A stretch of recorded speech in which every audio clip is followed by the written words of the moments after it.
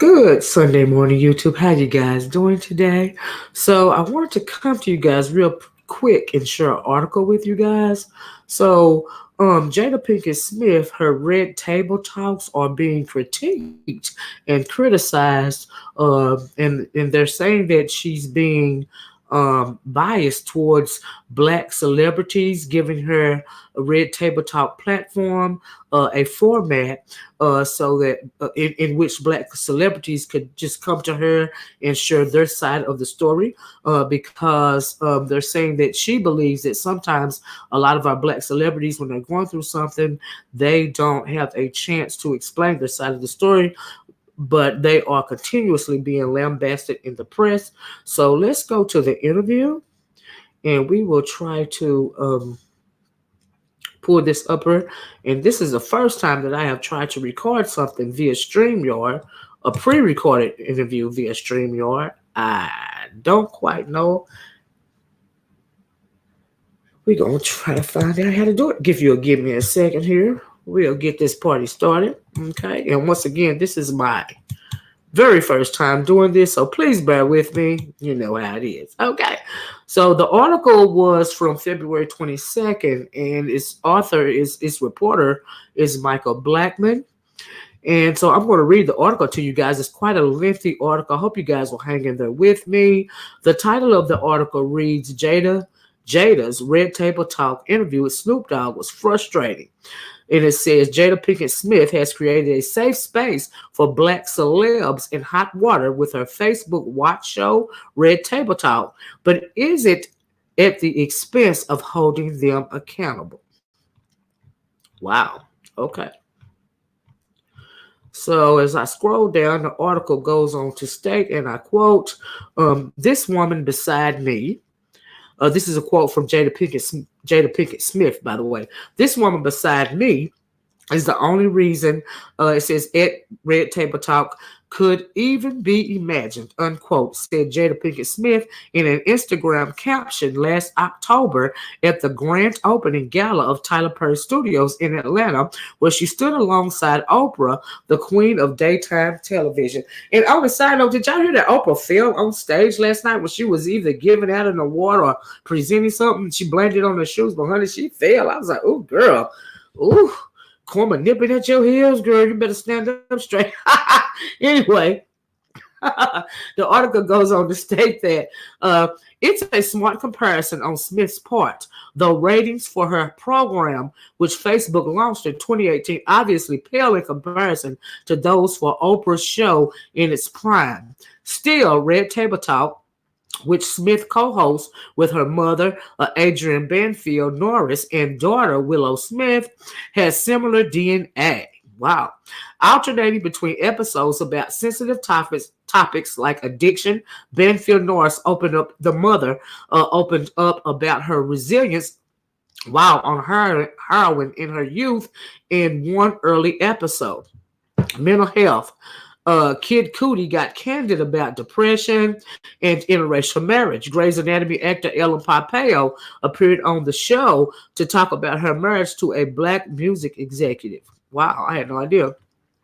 The article goes on to read that an appearance on Red Table Talk has also become damage control for black celebs entangled in drama, which makes sense considering the dearth of outlets that provide an appropriate venue for these figures to speak their minds. Power 105.1's The Breakfast Club, for example, has historically provided candid and often viral mea culpa moments, but its host, Charlamagne the God, DJ Envy, and Angela Yee have also been criticized for mocking trans women. They subsequently apologized. Wow, I had no idea. And sometimes leave their guests looking worse off than before. Wow, that's a fact, though. I agree with that. It's like a setup sometimes dealing with Charlamagne. Anyway, the article goes on to state that even print publications like Essence may have once been a place where a black celeb could clear the air, but now more often than not, embattled figures look for a platform that will attract lots of eyes in an environment where they will feel comfortable and where their image won't be further damaged. Smith, herself is a celebrity, and we know that. One who has been married to one of the biggest movie stars in the world for more than 20 years. So she's able to empathize with the people who come on her show from a unique perspective. She's more than familiar with the pressures that accompany fame, especially after a public snafu, which is why Red Table Talk is so appealing. Smith has created a place where Black public figures can voice their opinions without fear of retaliation from, say, a seasoned journalist who likely asks tougher questions. Wow, so they're already saying that she is not asking the tough questions. She's providing a safe space, okay, for Black celebrities that have gone through something, some kind of issue, some kind of drama, and it's being played out in front of the world. So anyway, they're giving examples. So one example is from Jordan Woods, the type, and we all saw this viral incident, play out. But the article goes on to state that from Jordan Woods' alleged indiscretion with NBA player Tristan Thompson to T.I.'s disturbing comments about his daughter's hymen to Snoop Dogg's recent vitriol towards Gayle King, Black celebs have clearly caught on to the fact that they'll be warmly welcomed to say their piece on Smith's show. They're talking about Jada. Smith's considered approach has made her the first stop on any given celeb's image rehabilitation tour. Woods, T.I., and Snoop exclusively talked to her first about their unfavorable press. It's also given back power to the embattled subject in a way that magazines and late night shows rarely do. I agree with that. And viewers have taken notice. They actually tune in to watch. But the tension now lies in whether Smith can create a space where Black celebrities can come to a genuine understanding of their public missteps, or whether her show has just become a venue for Black celebs to be coddled without any accountability. Wow. Really? Wow. Okay.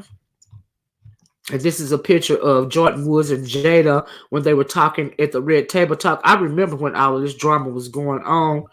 And so, yeah, let's continue. The article goes on to state that when Red Table Talk began in spring 2018, it had a few mildly viral moments. Jada's conversation with her husband's ex-wife, Cherie Zampino, about co-parenting was lauded for its nuanced look at blended families. The women of the famous Curry basketball dynasty also appeared on the show, opening up about being in a relationship with superstar athletes. Aisha Curry was honest about her own insecurities and not receiving as much attention, child, from men as her husband does from women, prompting a social media backlash that both she and Smith later addressed. You know what I mean? The article goes on to state that, but it was Smith's interview with family friend Woods, talking about Jordan Woods, in March 2019, about 2 weeks after news dropped that the model, who had a very public friendship with Kylie Jenner, allegedly hooked up with Thompson, who was then Khloe Kardashian's partner. That became Red Table Talk's breakout moment. I actually did a video about that. I think it's still in my video list on my channel if you guys want to check that out. The article goes on to state that, sporting a fresh-faced look, her hair in a high ponytail with her edges perfectly slicked down, child, Woods appeared on the show to give the world her side of the story. Quote, "I want to give you the opportunity to tell your truth, and I want you to tell it through the lens of what your part has been, because that's the only part you can change," unquote. Smith told Woods at the start of the interview. And that's the only part that you can be responsible for, heal from, and make amends, which is, I agree with that.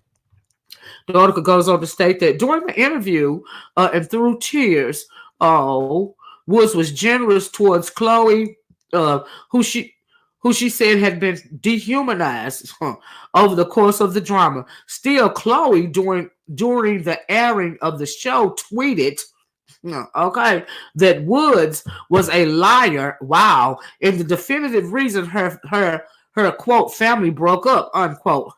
This was not true, okay, since TMZ had released video footage of Thompson kissing other women back when he and Chloe were still together. Okay. Well, before anything related to Jordan Woods debacle took place. Okay, well before TMZ was already, showing photos of Tristan Thompson, the NBA star, of kissing on other women, out in public. So Chloe go blame this young girl, Jordan Woods, for her family breaking up when he was tricking anyway. But anyway, the article goes on to state that black women flocking to Woods' defense, the little girl's defense, blasted Chloe for the attempt to shame her when Thompson was the one who was in a relationship with her. You see what I'm saying? In another tweet about Woods' decision to appear on Red Table Talk, Chloe stressed that the situation should have been discussed privately, which Thompson had been doing with her. She had already been discussing, it privately with her. Do you see what I'm saying? Which Thompson had been doing with her, but a clandestine conversation only would have served the Kardashian/Jenners, who used their E-show to capitalize on a moment like this, so the scandals can be perfectly edited to their likings. I absolutely agree. Okay. Whether or not you believed Woods recounting, she essentially denied doing anything intimate with Thompson, save for a kiss she gave him on the lips as she was about to leave. It was a savvy attempt to take back control of the narrative and level the playing field with the Kardashian Jenners. The episode set a viewing record on Facebook. To date, it has been viewed more than 30 million times. Whoa, okay. The moment was particularly exciting because the Kardashian Jenners, who have historically been accused of appropriating black culture, were one-upped by a black woman, arguably the second to beat them at their own game. And the first person to beat the Kardashians at their own games, by the way, was Beyonce. Okay. The article goes on to state that, but the tactic of using Smith's show as a means to rehabilitate a wounded celeb's image is something painfully transparent. I don't see anything wrong with that.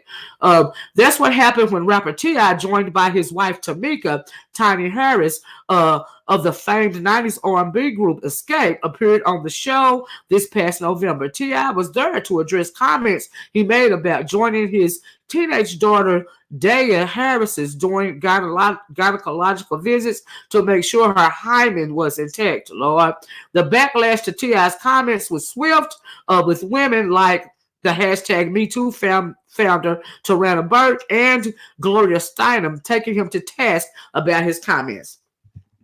Quote, I wouldn't come anywhere to speak about this because I know most people just use it as a platform for themselves, unquote. T.I. told Smith during the interview. He explained he had been reluctant to issue a public statement out of respect for his daughter.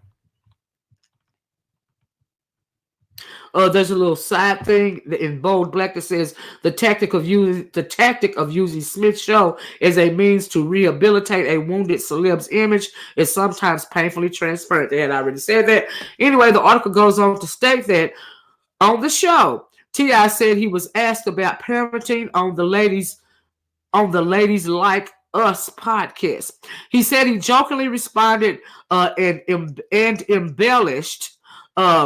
But his response came from a place of truth, unquote. I think a lot of people took it extremely literal because if you put any of my reputation, who I am as a father and who I've been, I honestly thought people knew me better than that. He said, I knew him better than that. I mean, that's ridiculous. Anyway, even though T.I. was discussing his daughter, his comments were in line with how he talked about women in the past. This is the same T.I. who in 2015 said he couldn't vote for a woman president because, quote, women make rash decisions emotionally, unquote. It was a statement he later apologized for, but one that highlights his rigid and patriarchal way of thinking. Okay?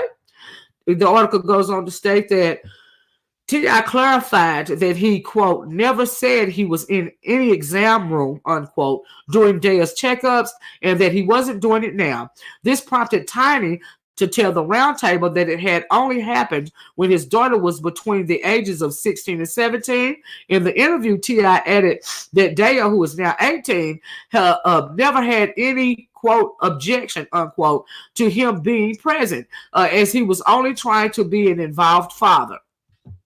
I think that T.I. was probably in the waiting room. He took her to the appointment, but he was not in the exam room with her. Even the doctors, in my opinion, would have deemed that, inappropriate. And that's just how I feel about it. I didn't take his comments literally, but on the internet, people take things and run with it. You see what I'm saying? So anyway, the article goes on to state that when I heard what happened, I said, I know what he's trying to say. He's like, quote, I'm present. I'm present in a way that anything that she needs, any kind of trouble I feel like she might be in, I'm right here. I got her, unquote. Smith said to T.I. And that was, Jada saying, I understand what you was trying to say or whatever. The article goes on to state that notably, though T.I. said he apologized to his daughter, she was not there to speak on her own behalf, and Smith did not push back on his inconsistencies or troubled history of making misogynistic comments. At the end of the day, the verbose rapper's 20-minute interview clearly wasn't enough time to help him understand the true impact of his words and actions.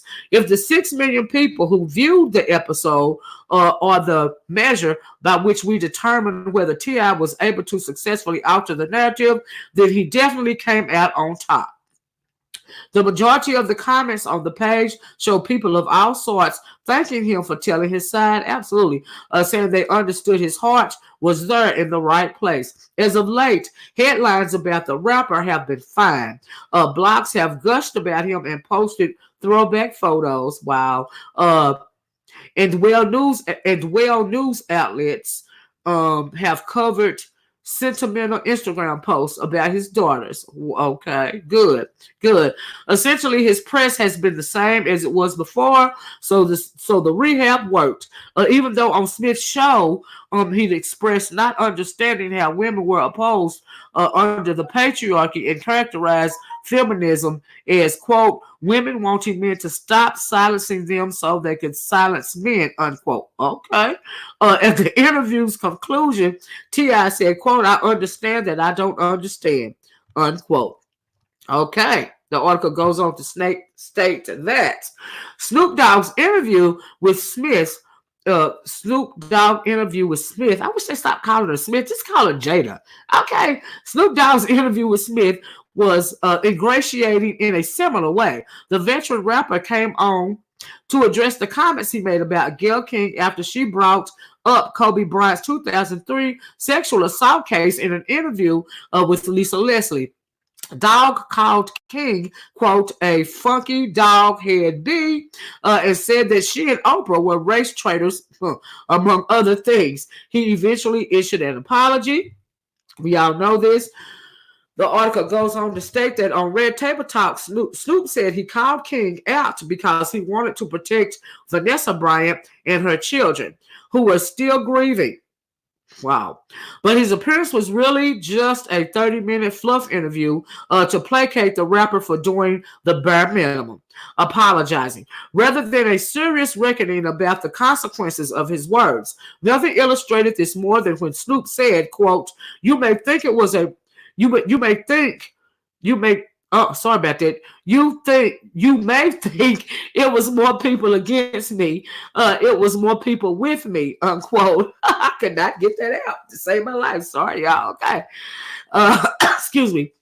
The article goes on to state that this referred to his initial outburst toward King and the support he received from black men, as well as his comments that, quote, you guys, unquote, presumably referring to King, are targeting us. You guys are coming for us, and you guys are us, unquote. Smith didn't ask him what he meant. The conversation largely remained on the surface level. Smith could have asked, When is the appropriate time to talk about alleged sexual assault? How should repercussions unfold for women like King who speak out?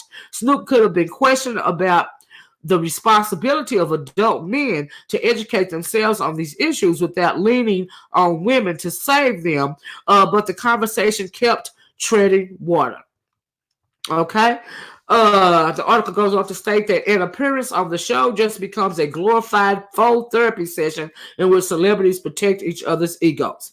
Wow. That is the opinion of the author. I don't necessarily agree with that. The article goes on to state that instead, the host applauded Snoop after a video message from self-help guru Iyanla Vanzant.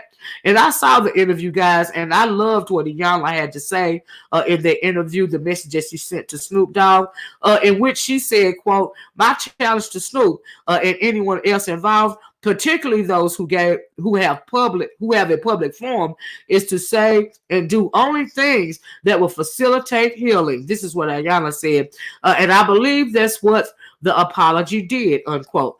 Journalist Jamil Hill also gave a video message to Snoop saying, quote, "I just appreciate the fact that you are able to help us push this conversation along in a positive direction," unquote. What's lost in all of this is how King was made to feel. You know, we all know that Gayle King and Oprah exaggerated that whole thing. Neither one of them was scared of Snoop, okay? Anyway, the article goes on to state that Red Table Talk missed the opportunity to host a meaningful conversation about the ease which black men denigrate black women without any repercussions. I do agree with that. Snoop said his change of heart only happened because he received a call from his mother who told him that he was raised better, which prompted him to publish the video apology. Jada said she'd extended an invitation to Gayle King to join the conversation, reiterating what he said in his apology. Snoop also noted that he had reached out to her so that they could have a private conversation about what happened. Just on the side note, we all know that this is Snoop Dogg's apology tour, and I said it before and I'm going to say it again. I think that eventually Snoop Dogg will be on the morning show with Gayle King, okay, at the end of his apology tour or during his apology tour, okay, because he's trying to save himself, okay. But anyway, and I also thought, I don't believe that Snoop Dogg's mama called him. I think that he was using that as a tactic to appeal towards women. And I also think that by him saying my mama told me to do it, it's kind of, he's saying sorry, not sorry, in my opinion. I'm sorry only because my mama told me to say I'm sorry. That's just how I feel about it. Anyway, moving forward, I'm sorry this article is very long. You know, you guys, it's very, very long, as you can see. Okay. Where was I? Oh, here we are. The article goes on to state that online opinions about Snoop's visit to the Red Table were mixed. Days before the interview aired, some people said they understood where the rapper was coming from in his initial video directed at King. Quote, "Yes, his delivery wasn't the best, but I dang sure didn't feel powerless." I know, right? As a woman hearing him talk about Gayle's disrespect for a Twitter user said. Others believe King should have made an appearance on the show instead of Snoop. Wow. But other people felt Snoop's attack on King was uncalled for, as he called a, quote, black woman out of her name in defense of Kobe, unquote. In this particular case, it seems fans of Snoop's have stuck in their beliefs about him being right. Generally, these interviews appear to work best for people who are at a disadvantage in terms of power, like Jordan Woods was with the Kardashian Jenners. But for T.I. and Snoop, the interviews have mostly been uncritical. The article goes on to state that the great thing about Jada Pinkett Smith's show is that the people who appear on it seem to have a willingness to want to do better, to grow and learn from their mistakes. But if there's no interrogation about how celebs and hot water came to the problematic views, and if there's no real pushback on why the views were ill-advised. The reckoning can't really happen. I disagree. An appearance on the show just becomes a glorified faux therapy session in which celebrities protect each other's egos. I disagree. This quote, this conversation is not about taking sides. This conversation is not about trying to prove who's right or wrong. This is about healing, unquote. Jada Smith said at the start of the Snoop interview. And I agree with Jayla. The conversation wasn't about who was right or who was wrong. It was about healing. Do you see what I'm saying? I'm sorry. Smith said at the start of the Snoop interview, but how can anyone truly learn and heal from the damage they have inflicted upon others if people aren't willing to ask the difficult, uncomfortable questions that would actually set them on a path? And that is a question from the author of this piece. And Jada's show is not about condemning people. It's about healing people. You know, that's how her family and her kids live.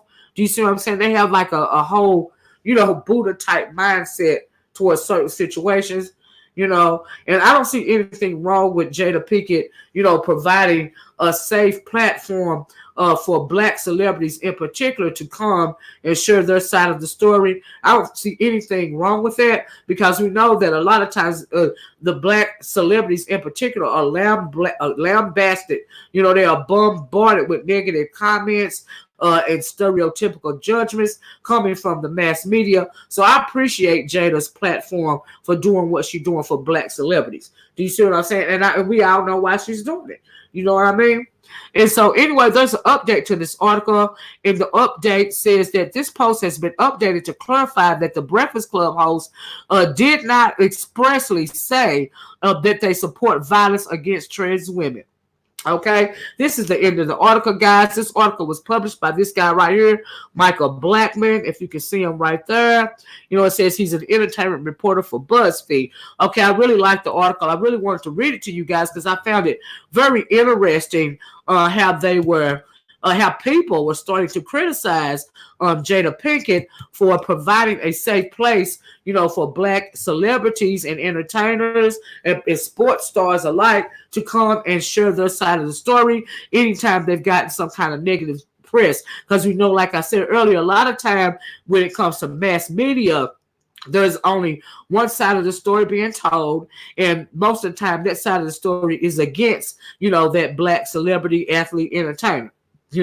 So I like the red table talk, you know what I mean? But I wanted to share this with you guys. I hope you guys enjoyed this video. Thank you so much for sticking with me. This was my first time, pre-recording a video via StreamYard. I hope you guys like it. If you like it, please hit that like button. Do you see what I'm saying? Please hit that subscribe button if you haven't. Okay, I hope you guys enjoy the rest of your Sunday. You guys be safe out there. Don't forget to smile. Don't forget to smile at somebody. And never, ever forget to love yourself. I'm going to talk to you guys in the next one. Bye-bye. Like, share, subscribe. Peace.